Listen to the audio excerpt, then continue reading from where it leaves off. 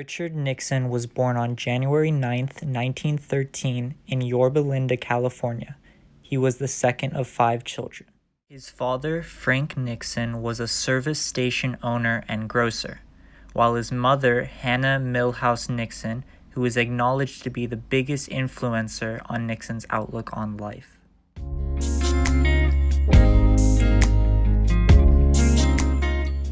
Richard Nixon graduated from Whittier College in 1934 and from Duke University Law School in 1937. He returned to Whittier College to practice law, where he would eventually meet his future wife, Thelma Catherine.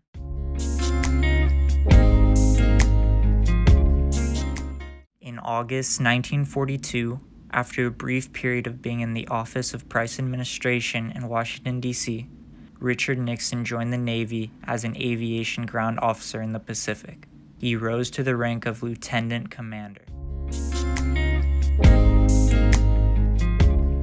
Following his return from the Navy, Richard Nixon was elected into the United States House of Representatives in 1946 by defeating Democratic Congressman Jerry Verhis. Then, in 1948, he ran for re-election, which he won both the Republican and Democratic primaries. After his time in Congress, Nixon decided to run for the state Senate in 1950, beating out Democrat Helen Douglas. During the 1952 Republican Convention, Richard Nixon was nominated as vice president by Dwight D. Eisenhower. But during the middle of the campaign, it was reported that Richard Nixon was keeping a secret slush fund. Here is his checker speech where he admitted to taking funds illegally. Here tonight, I want to tell you my side of the case.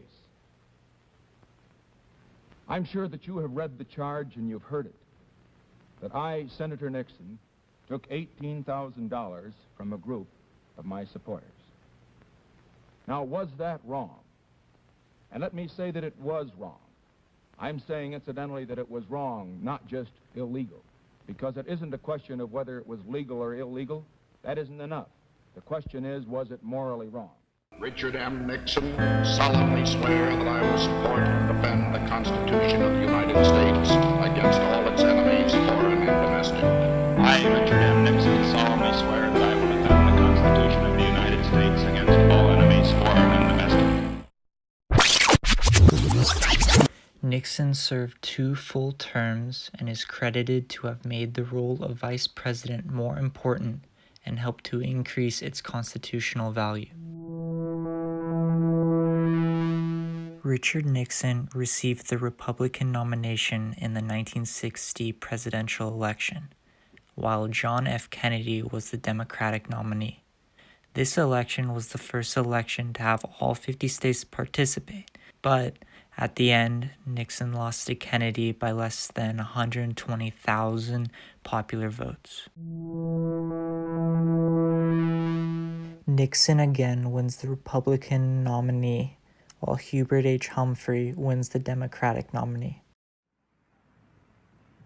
You, Richard Milhouse Nixon, do solemnly swear I, Richard Milhouse Nixon, do solemnly swear that you will faithfully execute the office that I will faithfully execute the office of President of the United States of President of the United States.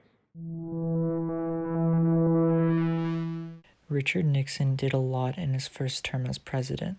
Some of his accomplishments included gradually reducing the amount of military personnel in Vietnam, first president to visit China while in office, also first to establish direct relations with China after 21 years of not being on good terms.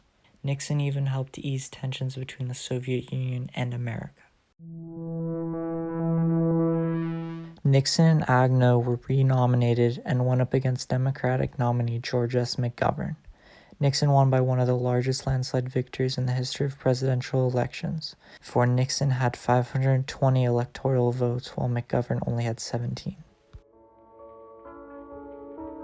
This scandal was brought upon by illegal activities by Nixon and his aides, related to the burglary and wiretapping of the national headquarters of the Democratic Party at the Watergate office complex.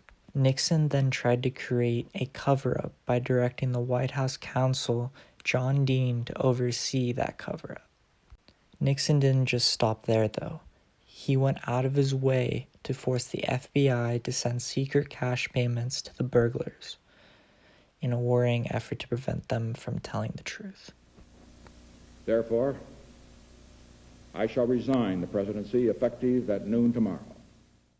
Richard M. Nixon did a lot of great things as president, a very important figure in American history, but his goods are often overshadowed by his involvement in the Watergate scandal.